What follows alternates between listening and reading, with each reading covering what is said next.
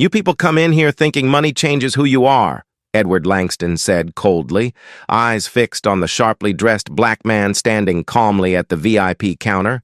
But this is Sterling, not some corner check-cashing place.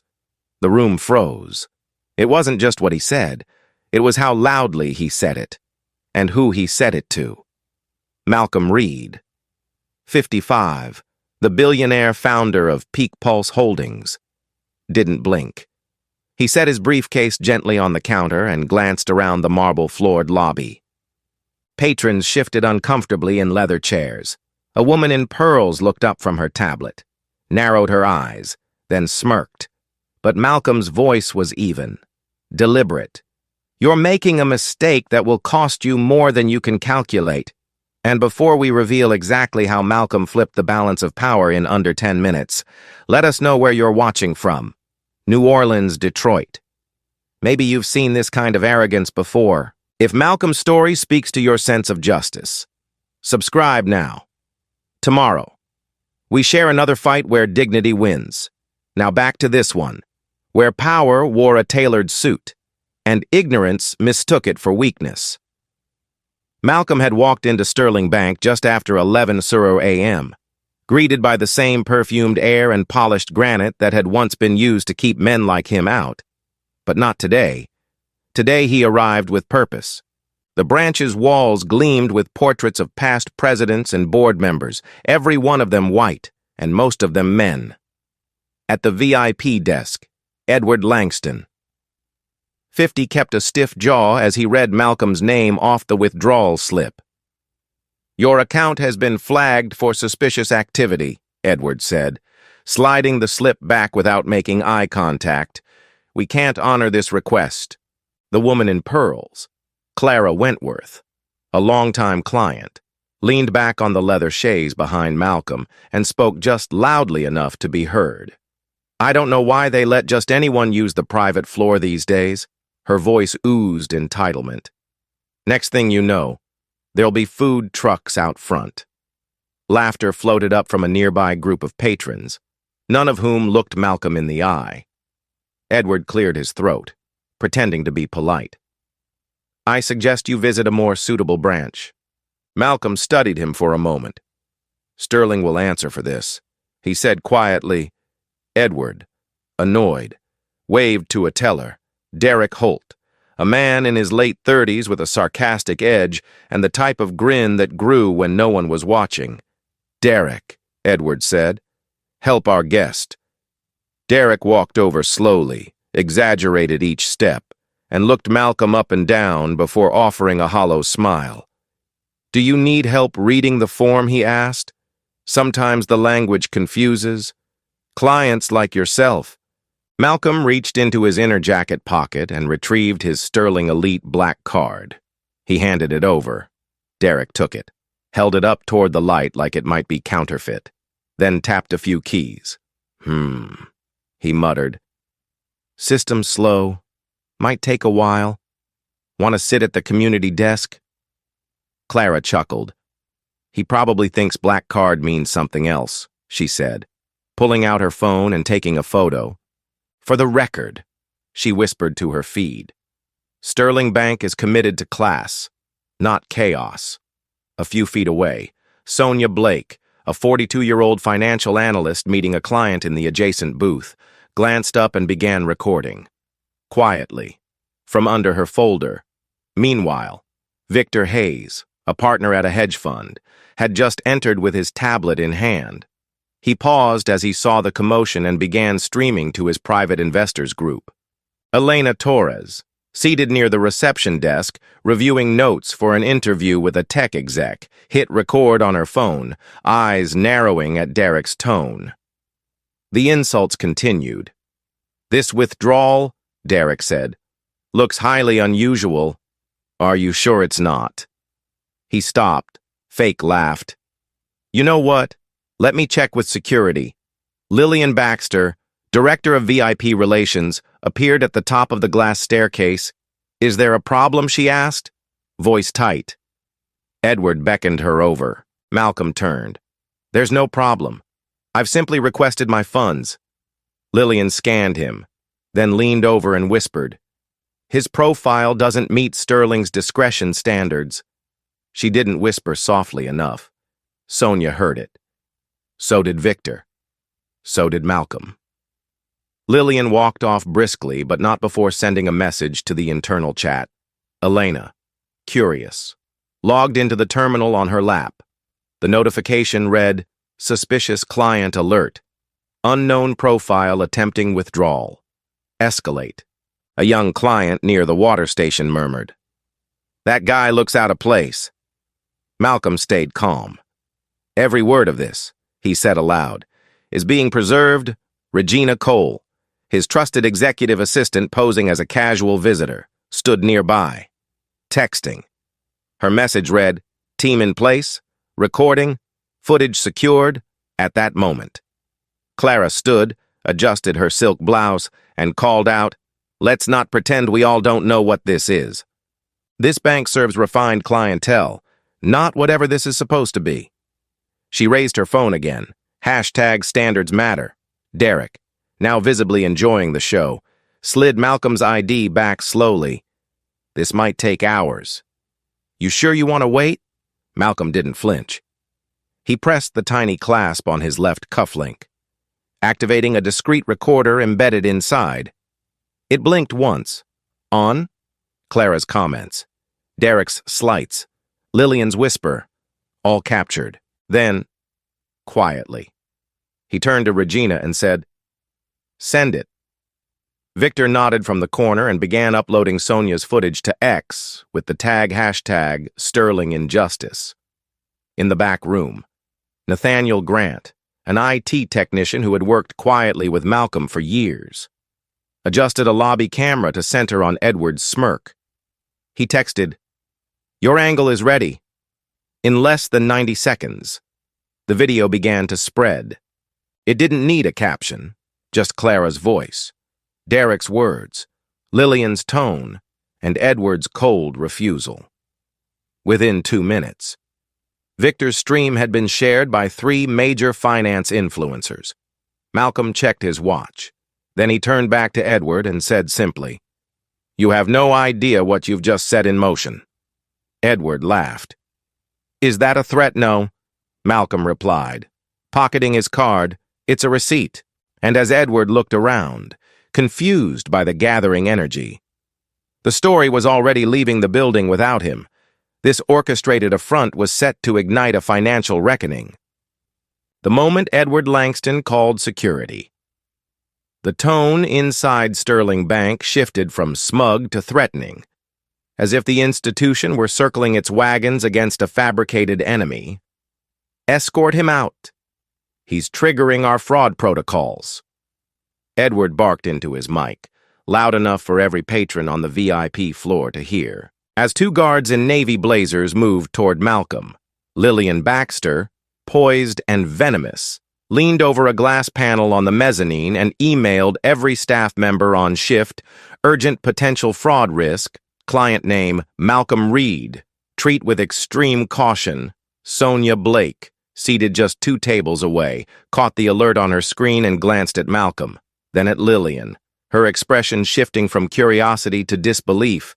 "Where's your proof?" she asked, standing and approaching the counter. "Flagging a client publicly without cause is dangerous." Lillian's eyes narrowed, her smile condescending. "Know your place," she snapped, her voice carried. A nearby banker paused, exchanged glances with a security guard, then went back to pretending to be busy. Clara Wentworth, still clinging to her leather chaise like it was a throne, raised her phone again. "Sterling Bank doesn't entertain imposters," she announced, panning the camera dramatically across the lobby. "This is a place for legacy, not litigation." One of her followers commented instantly, "He doesn't belong there, period." Another replied, "Sterling stands for standards. He's just noise." Malcolm's gaze locked with Clara's, calm but defiant. "Falsehood," he said firmly, "leaves a trail. And yours is unraveling." Security hesitated as Sonia's phone light blinked red.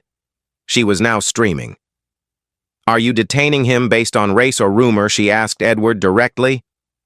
He didn't answer. Instead, he motioned again to Derek Holt, who returned with a fake printout of a supposed security freeze. This shows your account is under review, Derek said, eyes gleaming. No funds for you today. Maybe try your luck downtown. He slid the forged notice across the counter like it was gospel. Malcolm picked it up, turned it over, saw the sterling watermark slightly misaligned, clearly faked. Falsifying records, he asked. You're doubling down. Lillian moved closer to Clara and whispered. He's a liability to the brand. Then brand him, Clara replied, waving her phone again. Let everyone see what happens when you try to cheat the system. She turned to the room and said louder. We'll be petitioning to have him banned from sterling locations. A few VIP clients murmured in agreement, their tones hushed but affirming. One man in a navy vest whispered, We don't need this kind of noise in here. Another sipped from a sterling-rimmed espresso cup and muttered, Just embarrassing. Derek, emboldened, handed Malcolm a new slip marked, Account frozen, client under review, and smirked. This could take weeks, maybe months. You understand? Right. I understand more than you think. Malcolm replied. This is recorded. He tapped his cufflink again for emphasis. Though it never stopped, Sonia stepped beside him. We have witnesses. I have audio, video, timestamps, all of it. Meanwhile, Elena Torres, still seated behind her sleek laptop, picked up on the sudden energy spike in her timeline. She leaned in as Sonia sent her the earlier clip of Edward telling Lillian, His kind tarnishes our brand. Elena's eyes widened. She immediately forwarded the clip to her editorial team with one word publishing, in the booth near the corner. Victor Hayes saw Elena's reaction and gave a quiet nod before re-uploading the feed with a new tag hashtag Sterling Injustice. Pat. 2. Caught in their own words. His followers surged past 5,000. Comments exploded. Racism in real time. Corporate profiling. Boycott Sterling. Meanwhile, Malcolm's phone buzzed quietly. It was Regina Sonia's stream is viral. You're trending just then. A woman in business casual near the entrance tapped her shoulder to her colleague and whispered, Is that Malcolm Reed from Peak Pulse? The man beside her raised an eyebrow. Why would he be here? They said he's a fraud. The woman looked again. No. He built Peak Pulse. That's him. The realization began to ripple quietly. Lillian glanced at her internal messages and frowned. Something's wrong, she said to Edward, who looked up at the crowd now forming near the VIP desk. He hissed. Phones away. Everyone. That's a privacy violation. But it was too late. Elena, now fully locked in, uploaded Sonia's audio clip, Edward's exact words. Time-stamped his kind tarnishes our brand in the clip. Lillian laughs. The file, titled Sterling Racism Internal Exposure, hit X within seconds. The post surged to 5 million views in under 4 minutes. Elena's caption read, This is what quiet power looks like, and what happens when it's disrespected. Patrons inside the bank saw the growing crowd outside. A woman near the elevator gasped, holding up her phone. It's live. They're broadcasting this right now. Edward turned pale. That's hacked footage, he shouted, pointing at Sonia's screen. That's illegal. But Victor's live stream showed the uncut scene. His audio captured Edward's own voice. The damage was done. A man in a tailored beige blazer near the teller line turned to his wife and whispered, We're moving our accounts. 2 others nodded. Derek saw the moment things changed, when the crowd no longer smirked. They stared, silent, watching, judging. Clara walked toward the back, frantically scrolling her phone. How is this possible, she muttered. He was nothing. Lillian stood frozen. She looked at Edward, her voice suddenly sharp. What did you say to him? What else did you say, Edward? Sweating now. Stared out the window. Malcolm slowly buttoned his jacket, eyes never leaving Edward's. This storm you unleashed, he said, was built on your arrogance. Now you'll weather the consequences. Just then, Nathaniel Grant, the quiet IT technician whose workstation sat above the vault corridor, texted Malcolm directly. Footage locked, network backup secure. Internal audio feed extracted. Malcolm typed back one word, send. And with that, a second wave of exposure prepared to erupt, one that would crack Sterling's polished facade wide open. This storm of exposure was poised to topple Sterling's facade. The moment security reached for Malcolm's arm, the bank crossed a line it couldn't uncross. "Get him out!" Edward Langston barked. His voice cracked with panic masked as control. "He's a fraud!" The two uniformed guards flanked Malcolm, their posture rehearsed and impersonal, as if expelling a black man in a suit was just another Tuesday at Sterling Bank. Clara Wentworth, radiant in cream silk and malice, stepped into the frame like she'd been waiting for this moment. "Finally," she said, flipping her phone to live stream. "Sterling Bank reaffirms its standards. No room for imposters." Then, with a flick of her wrist, she hurled her leather-bound notepad toward Malcolm's feet, the gesture so violent in contrast to her practiced elegance that it sent a shock through the room. The pad struck the floor, papers fanning out like contempt laid bare. "Wealth doesn't belong to you," she hissed. "It wears you like a bad costume." Lillian Baxter, still watching from the mezzanine, didn't flinch. Instead, she turned back to her desktop and, with 3 keystrokes, deleted Malcolm's pending transaction log. "You're erased," she muttered to herself with a satisfied smile, unaware that a second camera, repositioned by Nathaniel Grant from IT, was capturing every frame around them. Clients filmed the scene while others pretended not to notice, sipping espresso with trembling fingers. A few nodded. One man whispered, "This is what happens when they try to force their way into these spaces." But Malcolm, straightening his lapels, didn't resist the guards. He simply stared directly into Clara's lens and said, "Make sure you save that video. You'll want to remember this." The guards gripped his elbows and began walking him toward the exit. Derek Holt followed behind, enjoying the scene like a spectator at a play he helped direct. "You're nothing here," Derek called out. "Sterling has standards. You don't make the cut." Then, in a final act of cruelty, Edward Langston stepped behind the counter, retrieved Malcolm's account summary, printed earlier that morning, and fed it into the shredder with theatrical slowness. Officially gone, he announced. Clara clapped once. "Good riddance," someone muttered from the far end of the lobby. Lillian, still monitoring internal chat threads, posted one last message: client removed. Profile terminated. Outside, the glass doors glinted with sunlight, and a small news crew, tipped off by Victor Hayes's viral stream, began setting up cameras. Malcolm was escorted down the marble steps into the public view, the same way Sterling had always handled its undesirables, out the front, in full display, so everyone inside could breathe a little easier. But the world outside had changed in the last 10 minutes. Victor's live stream had jumped to 9,000 viewers. Sonia's footage had been re-uploaded to major platforms by Elena Torres, now standing near the camera crew, microphone in hand, watching the bank like a hawk. As the guards released Malcolm on the sidewalk, he calmly bent down, gathered the scattered notepad Clara had thrown, then handed it to a passing reporter. "You'll want this," he said. "It belongs in the story. Inside." Edward closed the blinds, his hands shaking. "Cut the network," he snapped. "Lock down all internal terminals. If any of this footage leaks, it's already everywhere." One intern whispered, "Too late."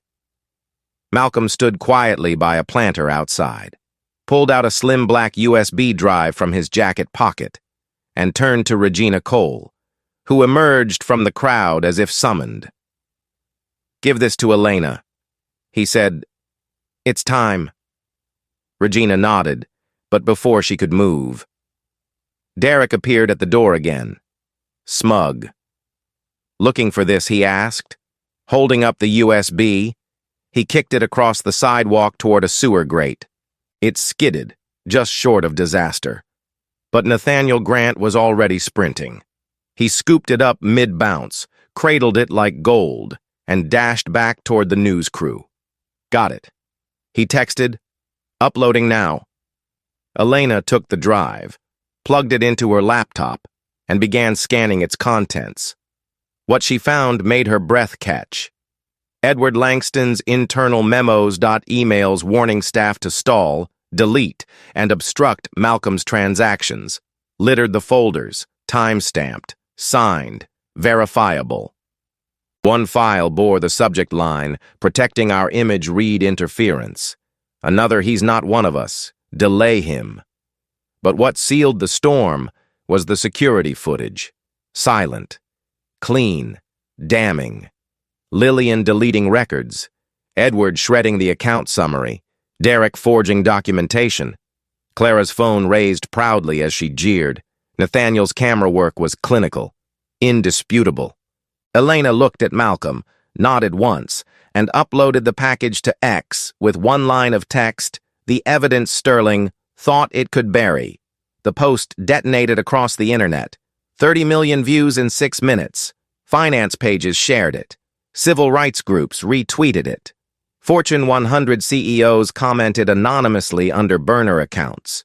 Screenshots of Edward's memo headlined by Clara's photo, the one she posted herself, spread like wildfire. The caption she'd added, "Sterling Bank upholds prestige," now looked like satire. Inside the bank, phones rang with fury, clients demanded explanations, investors began pulling capital. Sterling stock dropped 20% by the time Malcolm received Regina's next message. Victor confirmed. Elena uploaded, "Acquiring partners are ready." Malcolm replied, "Seal it." In the background, the news crew began live coverage. Sources say the man ejected is none other than Malcolm Reed, billionaire chairman of Peak Pulse Holdings. The anchor announced, "If that's confirmed, this could be one of the largest real-time corporate exposures in recent banking history." Malcolm stood calmly under the late morning sun, the chaos behind him building like a pressure cooker ready to explode. He took a quiet breath. Then he said softly, "More to the building than the cameras. You built a vault to keep people like me out. But I built a system to buy the vault itself. Inside, Edward, Lillian, and Clara stood in a silent boardroom, faces bathed in the flickering light of a sinking stock ticker. This time, they weren't looking down on anyone. They were watching their own fall begin. And as Malcolm's calm presence outside contrasted with their unraveling grip on power, a simple truth came into focus: the reckoning wasn't coming. It had arrived. The silence inside Sterling Bank's Manhattan headquarters was the kind that follows disaster, not before it. On the 33rd floor, behind frosted glass and a mahogany door that once symbolized impenetrable wealth, CEO Arthur Crane stood frozen as his executive assistant whispered, "Sir, we've lost $1 billion in valuation in the last 42 minutes. His hand hovered above the antique desk phone like it might bite him. On the wall behind him, the sterling emblem, etched in gold, seemed to glint with irony. "Who is Malcolm Reed?" Arthur demanded, voice hoarse. "Why is this happening, Edward Langston?" now summoned from the branch and visibly sweating through his once crisp collar. Tried to speak. He provoked it. He baited us. He baited nothing. Lillian Baxter interrupted from the far end of the room, clutching a shattered iPad. "Your memo, Edward, your slander. You called him a fraud in writing." "We all saw it." Clara Wentworth, arms crossed, leaned against the wall with her face pale and tight. This wasn't supposed to happen. He's just some tech guy. Arthur turned to her sharply. That tech guy just cost us more goodwill than this bank has earned in a decade. Around the table, board members murmured and shifted, eyes glued to phones flashing real-time headlines, #Sterling exposed hits ADM views in under an hour.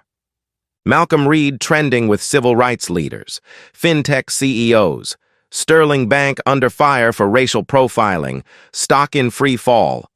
Arthur clutched his temple. Do we sue him? Edward asked. Desperate. Defamation, misuse of recordings. He didn't doctor anything. Lillian snapped. We're the ones who lied. Clara leaned forward. We spin it. We issue a statement. Blame unauthorized conduct. We throw someone under the bus. That's you, Arthur said flatly. All of you. The room fell back into silence. Then the intercom crackled. Sir, the assistant whispered. We have a visitor. A Regina Cole. She says she represents Mr. Reed. Arthur's blood ran cold. She's here, just outside the boardroom. She has documents.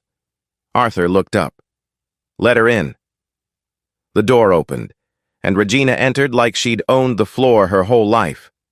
She wore a midnight blue blazer, tablet in hand, calm as a morning tide. Good afternoon, she said. I have a message from Mr. Reed. She placed a thick leather folder on the table, each tab marked with legal seals. Peak Pulse has just executed a silent stock acquisition of Sterling's outstanding shares. We now hold controlling interest in this bank. For a moment, no one breathed. Then Edward choked. What Regina flipped open the folder. As of 10:54 a.m., Peak Pulse controls 52% of Sterling's voting stock. You may verify with the SEC filings time-stamped and filed by my team. Sterling Bank is no longer independent. Lillian stepped back. This is a takeover. Arthur's voice dropped. This is hostile. It was avoidable. Regina replied. He came here for a withdrawal. Clara's face drained of color. He bought the bank. Because of this, Regina met her gaze. No, he bought it in spite of this. But your actions gave him the moral high ground to do it in daylight. At that exact moment, Arthur's phone buzzed again. A breaking news alert flashed. Malcolm Reed acquires Sterling Bank after racial profiling incident, calls for sweeping reform. The press outside had already run with it. Cameras were trained on the building. Inside, Sterling's leaders were caught in a nightmare that was very real and irreversible. Arthur turned slowly toward the window, watching as a crowd gathered on Fifth Avenue, cheering, holding signs that read, We are not frauds. Banking belongs to everyone. Malcolm Reed. Justice delivered. Then the message came. Regina's phone buzzed. She read it, nodded, and looked up. Mr. Reed requests your attendance for a formal transition meeting in 7 minutes. I suggest you be there. Arthur swallowed hard. Where downstairs? Regina said. In your own conference hall. Edward, stunned, slumped into his chair. He really did it. He whispered. He owns this place. Clara sat down, legs wobbling beneath her. He made it look so easy. Regina paused at the doorway, turned back, and added, This isn't about revenge. It's about responsibility. Mr. Reed prefers change over chaos. You should, too. She walked out, heels tapping like a gavel down the hall, and as the boardroom door closed behind her, the once untouchable leaders of Sterling sat in disbelief, no longer shielded by power, but exposed by their prejudice. They had tried to erase a man, but now, that man held the pen, and he was rewriting everything. The conference hall that once hosted shareholder meetings and executive briefings now held silence so thick it felt judicial. Arthur Crane sat at the head of the long, polished oak table, flanked by Edward Langston, Lillian Baxter, and Clara Wentworth, all stripped of their earlier smugness, faces tight and pale under the recessed lighting. Dozens of Sterling's senior staff stood along the walls, forced witnesses to the reckoning. The room's digital display flickered with Malcolm Reed's name next to the Peak Pulse Holdings insignia, and a countdown timer in the corner ticked its final seconds before the scheduled press conference. Then the doors opened, and Malcolm walked in, measured, calm. Dressed in the same charcoal suit they once said didn't belong, at his side was Regina Cole, expression composed, tablet in hand. No one stood to greet them. Arthur finally broke the silence. "Mr. Reed, what is it you want from us?" Malcolm didn't sit. He looked across the room as if surveying a crime scene, then said, "I came in for a withdrawal. What I got was slander, obstruction, public humiliation, and silence from a leadership team that condoned it." Edward rose, trying to hold on to a thread of authority. "This is outrageous. You bought shares. Fine. But this bank now answers to Peak Pulse." Regina interrupted. "And to Mr. Reed." Malcolm turned slightly toward Arthur. "You've lost your shield of denial. The public has the footage. The investors have the proof. The regulators have the memos. What's left is accountability." Clara scoffed, still trying to weaponize poise. "So what? You want us to grovel?" Malcolm replied, "I want you removed." He nodded to Regina, who tapped her screen. The main display lit up with a montage of Edward's emails slandering Malcolm, ordering record deletions, suggesting that certain types of clients create PR risk. Then came Lillian's message labeling Malcolm a fraud, followed by the footage of her erasing his account from the system. Finally, Clara's live stream, voice dripping with elitism. "Sterling doesn't entertain imposters." Gasps echoed around the room. Arthur looked like a man watching his legacy shatter in real time. "This is damning," someone whispered from the back. "Unforgivable." Malcolm raised his hand, silencing the murmurs. "Effective immediately," he said. "Edward Langston is terminated. Derek Holt is terminated. Lillian Baxter is terminated.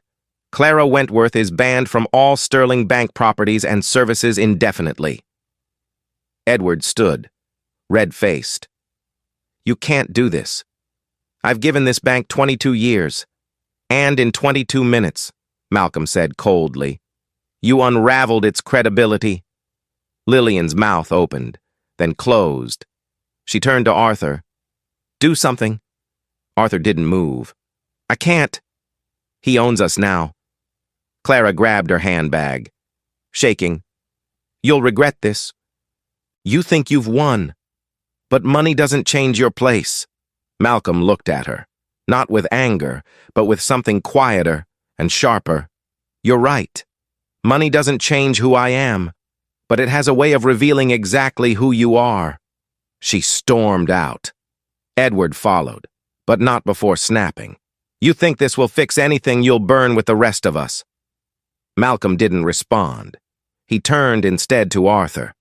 "Now that the rot is out, we rebuild, and not alone." He raised a hand, and from the side entrance entered James Vaughn, a sharp-suited federal regulator with a stone face and a badge clipped to his coat. A low gasp rippled through the room. "What is this?" Arthur asked, voice brittle.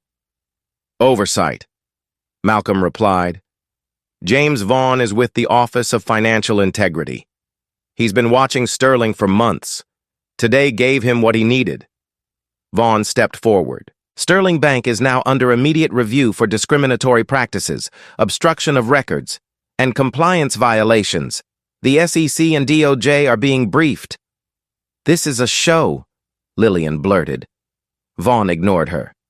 "You will sign Mr. Reed's reform charter, or risk full charter revocation within 24 hours. Arthur glanced at the document. Regina had printed a sweeping set of reforms titled The Fair Vault Directive, Mandatory Anti-Bias Training. transparent audit trails, whistleblower protections, and a new public accountability board. Sign it, Vaughn said again, or we seize the institution. The cameras in the back blinked red. The press conference was now live. Arthur picked up the pen. His hand trembled. He signed. So did the remaining board members. Vaughn took the documents, nodded once, and exited. Malcolm turned back to the staff. This is not vengeance. This is correction. You built walls to keep people like me out. I bought the foundation and opened the gates. He paused, letting it settle. I'm not here to be the exception. I'm here to ensure there are no more exclusions. As the reporters flooded in, capturing the moment, the staff broke into spontaneous applause, not loud, not showy, just enough to acknowledge that something rare had happened in that room. A man had walked in accused and left in charge. Justice didn't shout. It walked in calm, spoke plainly, and rewrote the rules. In the weeks that followed Malcolm Reed's takeover, Sterling Bank transformed from a cautionary tale into the epicenter of financial reform. Gone were the exclusionary portraits on the marble walls, replaced with a rotating display of client stories from every background. Farmers, entrepreneurs, teachers, veterans, all treated with dignity. Malcolm didn't sit in a corner office. He walked the floors, met with staff, and listened. Then he launched Fair Vault, a sweeping internal overhaul that stunned the industry. Every employee, from security guards to senior executives, underwent mandatory anti-bias training crafted by behavioral economists and civil rights historians. Audit trails were made public. Complaint investigations were now handled by an independent review board, and whistleblowers were not only protected but encouraged.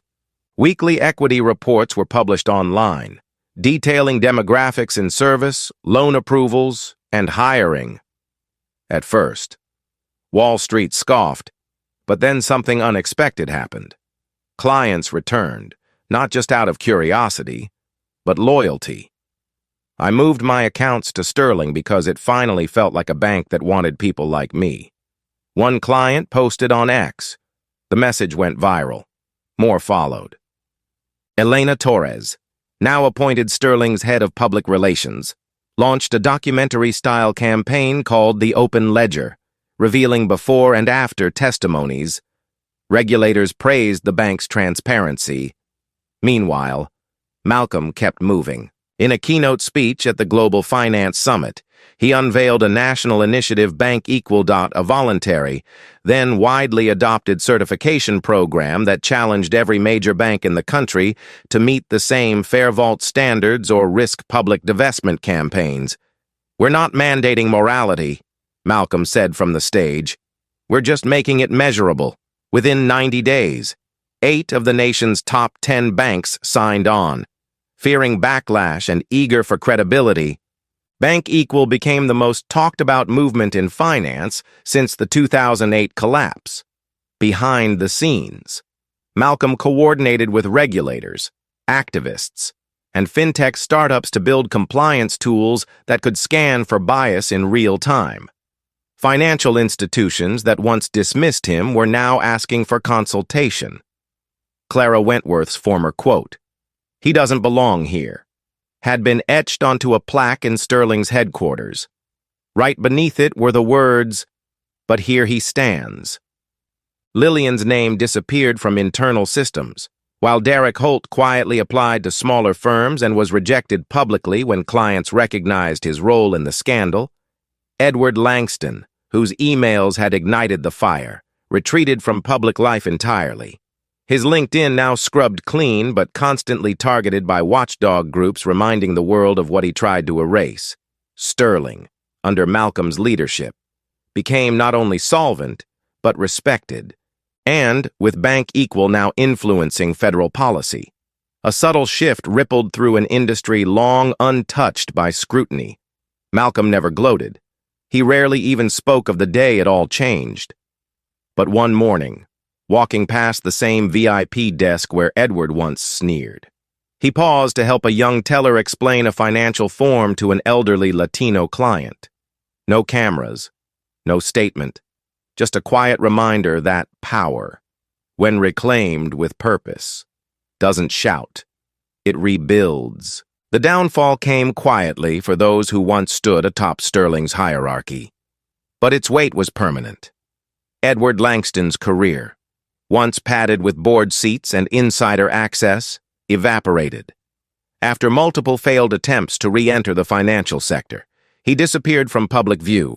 His name now a cautionary tale in ethics seminars. Lillian Baxter tried to pivot to consulting, but clients, especially those focused on diversity, refused her calls.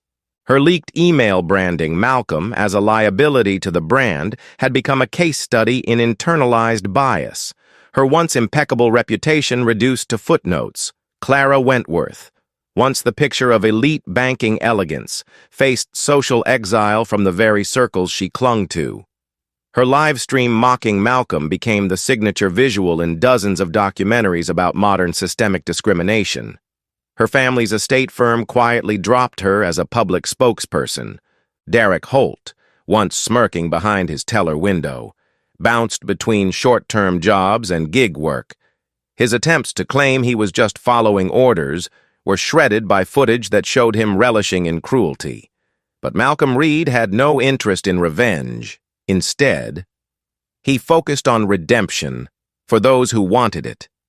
He launched Open Vault, a reform program inside Sterling dedicated to rehabilitating those involved in discriminatory practices through education, service, and accountability.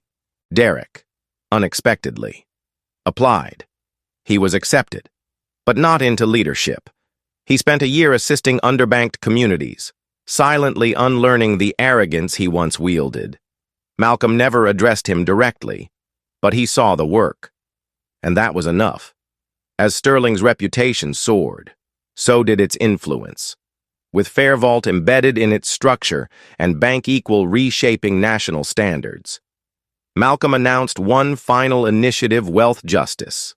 Funded entirely by Peak Pulse and Sterling profits, Wealth Justice offered financial education, no-fee startup accounts, and legal defense funding for individuals facing banking discrimination. In its first 6 months, it reached over 2 million Americans. Single mothers denied loans, immigrants locked out by language barriers, formerly incarcerated entrepreneurs denied access. Malcolm didn't just change Sterling, he changed the rules of who got to build wealth in America.